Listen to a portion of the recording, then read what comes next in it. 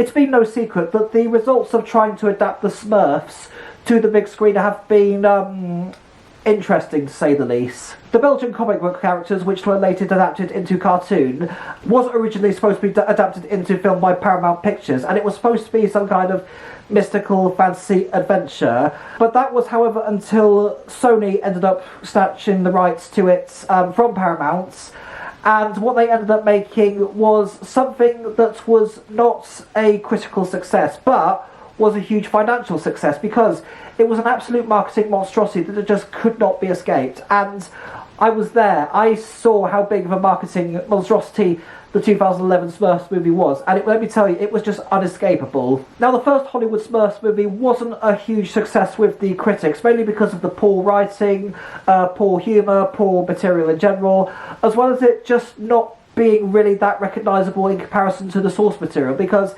clearly the makers of the film forgot what made the Smurfs work in the first place, and clearly they've stripped everything out there with, you know, witches, dragons and other mystical adventures, as well as, well, whereas the Smurfs movie ended up replacing it with advertising executives and a lot of other stuff that just did not connect with the Smurf. And the Smurfs, it was only by title, let's face it. And I know that this has been said in a Nostalgia Critic review, but it had clearly very little to do with the original source material. So much so that when Smurfette was explaining her backstory... ओहो, तो उसकी बात क्या हुआ?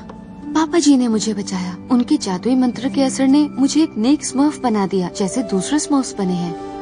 नहीं. As soon as she finished, it immediately cut to Neil Patrick Harris struggling with his advertising job. So much for a film being about Smurfs. The second Smurfs movie from Sony came out 2 years later, and it wasn't even as close to being a critical success. In fact, it was even worse for the critics than the first one, but still might not have done as good as the first one, but still did pretty well in the box office considering the reviews. Now, Sony did have another crack at adapting the Smurfs into the big screen. However, in 2017 they released Smurfs Lost Village. Unlike the previous two Smurf movies, which was a mix of hybrid and live action, this was full-on CGI animated, and from what I've heard, it's not great, it's not even good, but still very close and has the charm to the original Belgian cartoon and comic strip. Well, that's according to what I've heard anyway. But there is one particular Smurfs movie that I do want to talk about. In particular, one piece of advertising about it that I want to talk about. And you might know what I'm talking about. As I'm sure you may have heard, there was another Smurfs movie. However, this time round, it was released by Paramount Pictures. So it was good to finally see what Paramount was going to do with this, given the fact that they had the rights to the Smurfs originally. Now, I'll admit, when I did see the trailer at first, I didn't think the animation looked too bad. It kind of looks a little bit like that style where they've made 3D animation look like 2D animation, similar to how Wish did. And people have said that the animation style was distracting, and I can kind of see why, but in my eyes, I'm not really that fussed about it. I mean, something about the colouring is a little bit off in the Smurfs, or Smurfs, or just Smurfs as this one is called. But I think it may just be the saturation and the colouring may be a little bit off, but maybe that's probably what it is. Now, I had not seen any of Sony's work, whether it be Smurfs, the Smurfs 2, the Smurfs The Lost Village, either three of them, I did not see on the big screen. So maybe this was me willing to give Smurfs a chance and maybe buy a ticket to actually go and see it. However, that was until one thing, and I mean just one thing only, that was enough for me to not want to see this film, and that was this.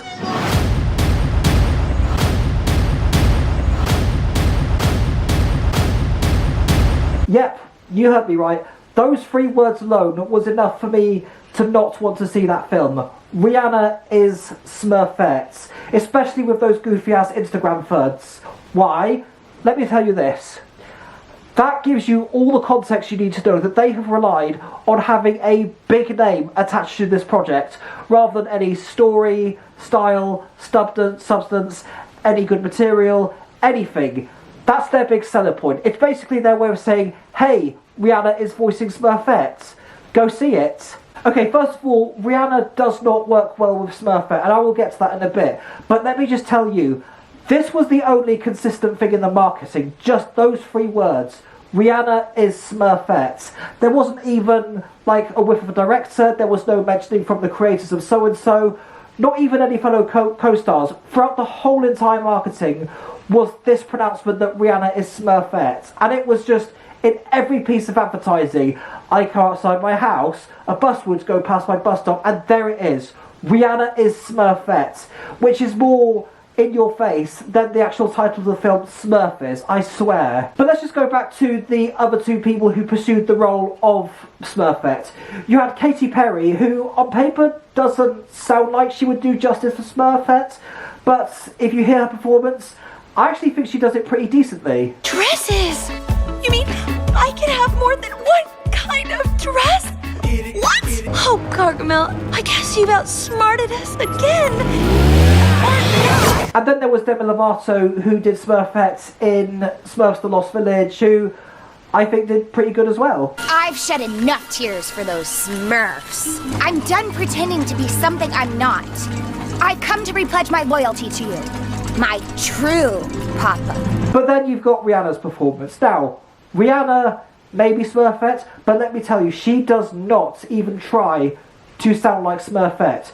Rihanna just sounds like Rihanna. Pardon me, Ken, but we didn't even know Papa Smurf had a brother. With all due respect, Ken, we all Smurf. In fact, I probably personally Smurfed more than you ever Smurf. I can Smurf that Smurf up and have it delivered to your house. Hey, come on, Smurfs. And I can't even begin to describe how jarring that is, hearing that voice coming out of Smurfette, because it doesn't work well with Smurf's personality. In fact, one of the worst things I think about this is that apparently Smurfette isn't even the main character, yet they have made Rihanna Is Smurfette the highest selling point. And if you thought that having Rihanna Is Smurfette is shoved in your face constantly bad enough as it is, as well as hearing her voice come out of Smurfette like that, let me introduce you to, well, I'm not even going to introduce you, but Friend of Mine, which was Rihanna's latest single at the time of record, at the time that the film was due to be released.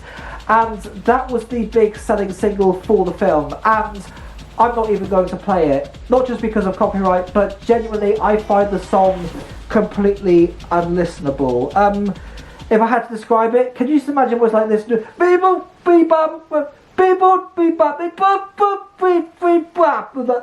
that's what it means both from the sound, as well as Rihanna going, oh, look at the word, it's so brand new. Just be the word, but you feel like a friend of mine. And constantly throughout the song, it's like, feel like a friend of mine, feel like a friend of mine, feel like a friend of mine, feel like a friend of mine. Genuinely, that song is just so unlistenable, and I wouldn't subject to you the kind of thing that I would not subject myself to listen to. I mean, could you even imagine Randy Newman doing shit like this? When the road rough ahead, that you miles and miles on the nice warm bed. Well, you got a friend in me. You got a friend in me. You got a friend. Okay, I'm not gonna continue that any further because I think that's enough.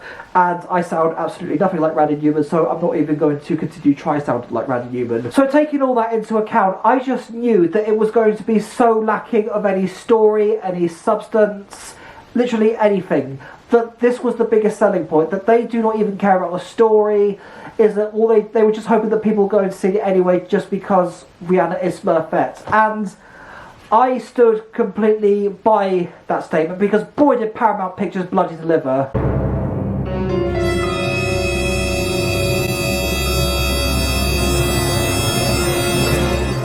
So yes, I stood completely corrected. It was not a hit with the critics, audiences don't seem to like it, and as far as I'm aware, it has earned it came that close to earning double its budget. Because while this was released in cinemas and theatres, I was just begging for this to be a severe box office bomb. And when I heard that it earned what it cost to make, I was devastated. But then I got a sign of relief when it didn't actually earn double which it cost to make. So that in itself is a box office bomb, because for it to be considered a box office bomb, it needs to earn double or more than what it cost to make. So let's say, just in case there's any slow and incompetent people or people who have difficulty with math being all inclusive. But let's say, for example, a film costs $60 million to make. It would need to make at least $120 million or more to be considered a financial success. And because Smurfs didn't do that, it was in itself a bomb. And I was happy, but I could have been even more happier because I wanted this to lose Paramount's money, but technically it didn't because they earned its budget back. But I wanted this to be the big proving point that just because you have a big name attached to something doesn't mean it's going to be a financial success, and that doesn't mean it's going to be a hit with the critics. I mean, take a look at Borderlands from last year. That had a high all cast with big names like Kevin Hart, Jamie Lee Curtis, Jack Black and Cate Blanchett, and that was completely miscast. Now, I've not touched any of this is probably going to be for another video, but I've not touched any of the Borderlands games. However, I do know how unrecognisable it is from the source material, and boy, I have seen reviews of it, and yeah, it is just unjustifiable as to how you could even make a film that bad. And then there was also Red One, the Christmas movie from the same year, which had Dwayne Johnson and also had Chris Evans in it, as well as some other big names thrown into the mix. And that bombed so hard in the box office that they were so quick to release it on Amazon Prime streaming service to get a good deal, so that they could at least earn some form of money back. So, no. Just because you have a big name attached to something doesn't mean it's going to be a financial success, and it's not going to be automatically a hit with the critics. It's a classic case of how many times do we have to teach this lesson, old man. It is not always going to work. It can sometimes work in a favour, like the Super Mario movie, which wasn't great, had some big names, but was justifiable in its existence and did do justice for the source material, and is, I believe as we speak, the highest grossing video game film of all time. So good can come out of casting big names, but that's not the reason why films are a huge success. Story, material, substance, plots, character development, anything in between. Those are the key ingredients to making a film a huge financial success. And just having big names attached to it isn't going to do well. As for the story of the 2025 Smurfs, honestly, I can't recall off the top of my head, and honestly, I do not care, and I don't think you will either, because let's face it, the only thing you will ever remember about the 2025 Smurfs movie is Rihanna Is Smurfette. That's it. Nothing else. That was the big selling point. Absolutely nothing else. All in your face constantly was Rihanna Is Smurfette. So whenever you do think about the Smurfs movie, this will be the first thing that automatically pops into your head. Anyway, that is my rant on the 2025 Smurfs movie over, because I feel like I have said everything I can get off my chest about that, and literally anything else about the movie, I don't care. You probably won't either, so there's no point even going over the story or anything else in between that I may have missed.